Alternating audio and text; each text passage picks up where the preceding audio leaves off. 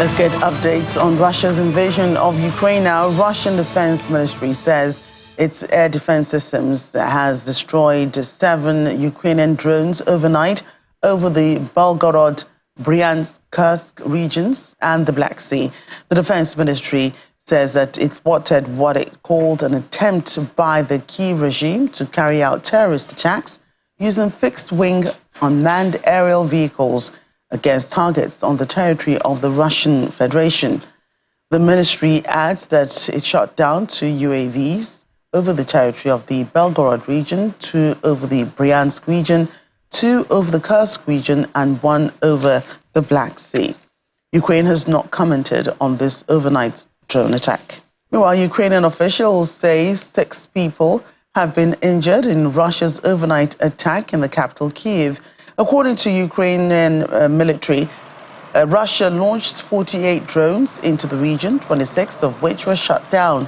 The falling debris from the destroyed drone strike set a residential building on fire, damaging apartments with shattered windows and leaving vehicles burned. Meanwhile, Russia's multi-wave overnight also left at least 4 people killed in Ukraine's largest city, Kharkiv. Officials said civilian houses were completely destroyed from the strike, which was launched with a hybrid bomb. Rescuers' operations is ongoing at the scene of the attack to search for survivors under rubble.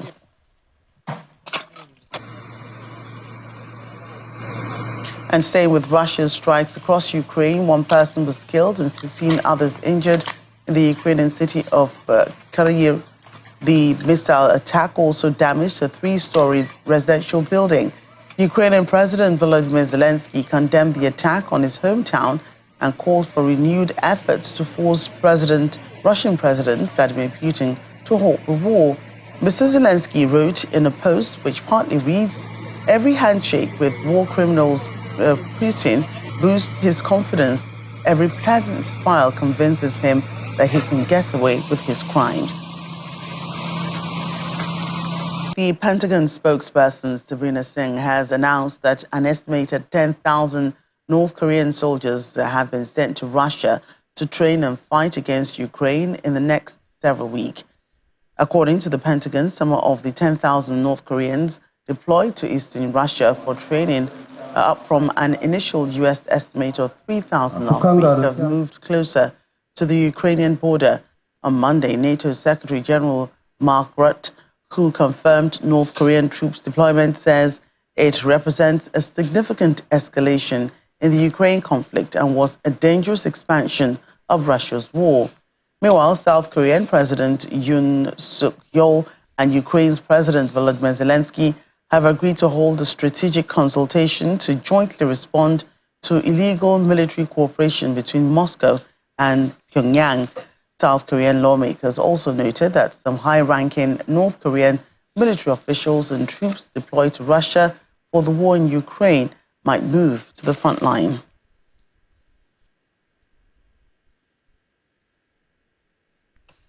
Let's get more on this. The VOA's Anna Chenikova joins us now from Kyiv. Anna, good to hear from you today. Good evening.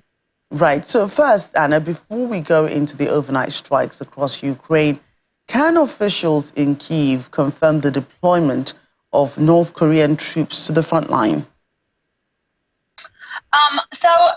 President Zelensky, along with the head of the Ukrainian intelligence and the head of the Ukrainian armed forces, reported that North Korean troops will be on the positions. They did not confirm whether it will be the territory of the occupied territory of Ukraine or it will be Kursk region, because there are different sources saying different, giving different information. But they said that the first troops should be were supposed to be on the battlefield starting this week. So starting the 28th of October, which was on Monday. At this point, yet, at this moment, we do not have direct confirmation from the Ukrainian officials that this happened. However, information that was provided by the Pentagon spokesperson and by the U.S. officials about 10,000 potential North Korean troops is similar to what Ukrainian officials are saying. Information is also about 10,000, at least 10,000 North Korean servicemen, and they are expected to be involved starting this week. So, of course, the day could vary, but we will keep the eye on the situation and on the official confirmation if any of those were already seen on the battlefield. A lot of sources also say that it might be that they will be deployed in the Kursk direction, in the Kursk region of Russia, but also on the occupied territories of Ukraine in the east. Right. Even with the remote deployment, how does this change the trajectory of the war? Well, it's definitely an escalation. It's definitely involvement of another country, of another side, another party to this war. And definitely Ukraine expects reactions from its allies, because if we're talking about potential peace talks or potential ways of getting out of this long, many years and long war. Of course, the Russian Federation demonstrates that there is no even a possibility to start to begin such talks, because the deployment of their allies, not just by exporting to Russia the weapons, the missiles, the drones, but also the actual deployment of the armed forces of the servicemen is definitely an escalation, and definitely do not demonstrate any readiness or any possibility to start any talks. So Ukraine and President Zelensky said this saying this for some time now, from the moment when this was. This information about the North Korean troops was confirmed, that Ukraine expects a reaction from the allies, and Ukraine expects that this situation will be seen as escalation, because definitely we talk about this as it is at this moment. And also it was also confirmed that Ukraine will hold additional negotiations with South Korea, and even the delegation from South Korea is expected in Ukraine, in Kyiv, to hold talks with Ukrainian officials. Right. And do you think this will, speed up the negotiations that Ukraine is having with, with South Korea?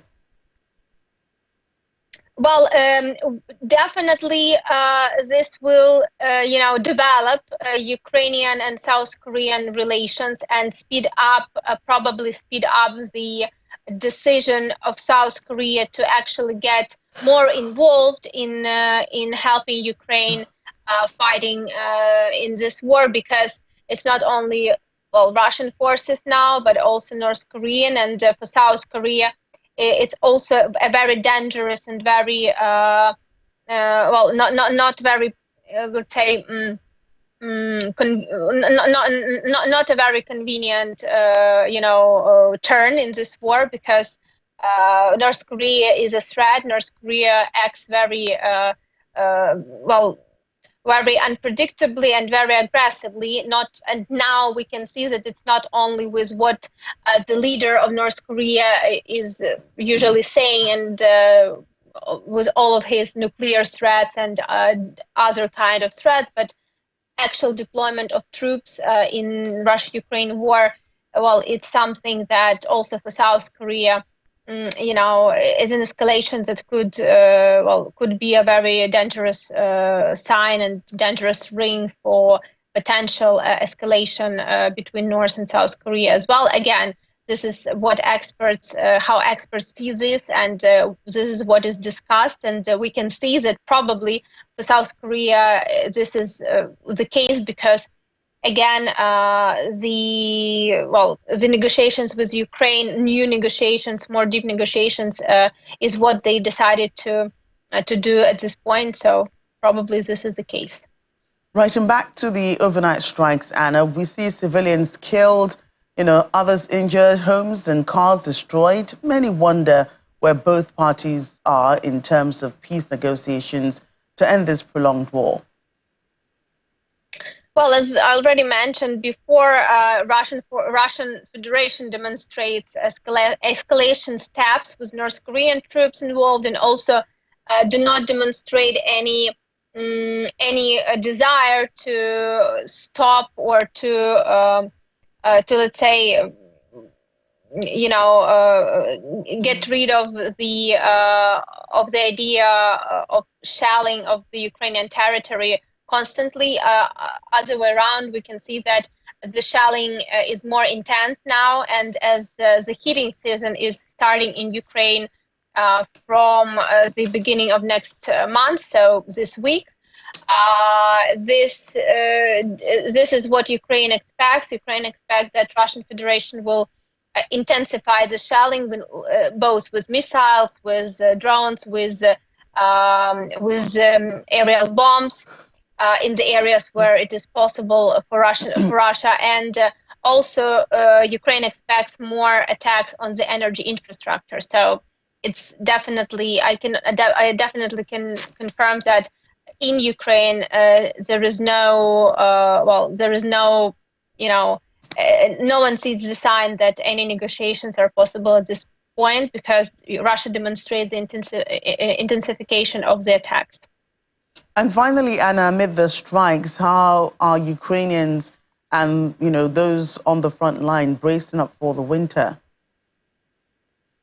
Well, I should say that, first of all, it's third winter in war, and both military and civilians are kind of, know what to expect, know what to get ready and know what possibly the consequences could be.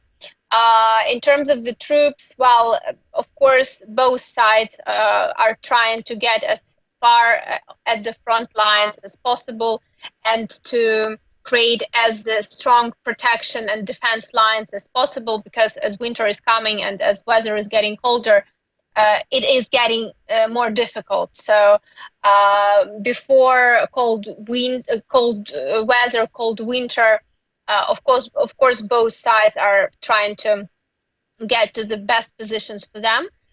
If we're talking about Ukrainian forces, it's defense lines, the fortifications, and of course, in some areas, Ukrainians are trying to get to certain positions, and the goal is to get there by the beginning of cold weather. Similarly, in the Kursk region, as it looks, again, we don't have a lot of information and comments from the officials on that, but also it looks like that Ukrainian forces need to get to certain positions, or at least to get certain defense lines and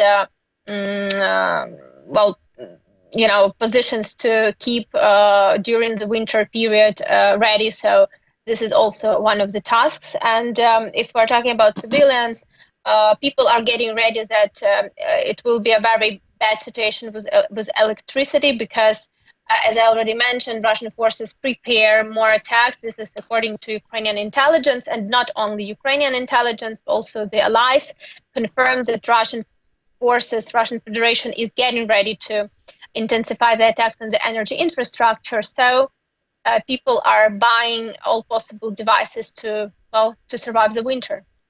Right, Anna, thank you for your time. Thank you.